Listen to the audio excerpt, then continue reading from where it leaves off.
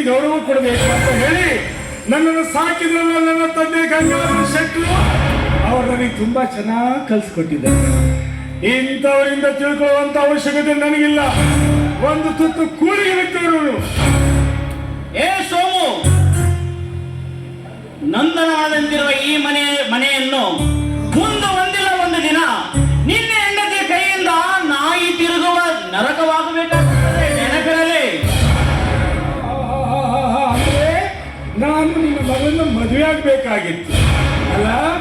ಆಹಾ, ಏನು ದೊಡ್ಡ ಮಾನವಂತರ ಮಗಳು ನಿನ್ನ ಮಗಳು. ಕಾಲೇಜಿಗೆ ಹೋಗುವ ಕುಂಟು ನೆಪ, ತುಂಬ ಹುಡುಗರ ಸವಾಸ, ಹದಿಗೆಟ್ಟು ಹಾಳಾಗಿರೋ ಆ ನಿನ್ನ ಮಗಳನ್ನು ನಾನು ಮದುವೆ ಆಗ್ಬೇಕಾಗಿತ್ತು. ಒಡೆಯ, ಹೇ ಸೋಮು,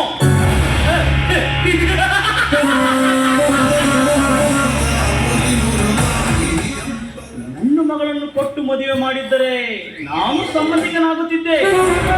ದೊಡ್ಡ ಸಂಬಂಧಿಕ ನೀನು, ನೋಡಿದ್ದೀನಿ.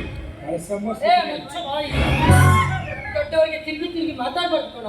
ನೀನೇನಿದೆ ಹೇಳೋಣ.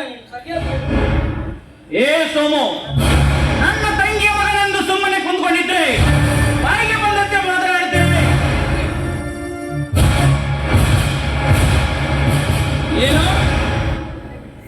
ಏನೋ ಅಪಾರವಾದ ಆಸ್ತಿ ನಿನ್ನ ತಂದೆ ನಿನ್ನ ತಲೆ ಮೇಲೆ ಭಾರ ಹಾಕಿ ಹೋಗಿದ್ದಾನೆ ಅಂತ ತಿಳಿದು ಆ ಆಸ್ತಿಯನ್ನು ಸದುಪಯೋಗಪಡಿಸಿಕೊಳ್ಳಬೇಕೆಂತ ಹೇಳಿದ್ದೇನೆ. ಬಾಯಿಗೆ ಬಂದಂತೆ ಮಾತಾಡ್ತಿರುವೆ ಸೋಮು.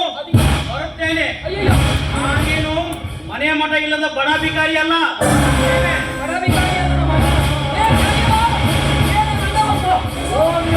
ಸುಮ್ಮನಿರಮ್ಮ. ನನಗಂದ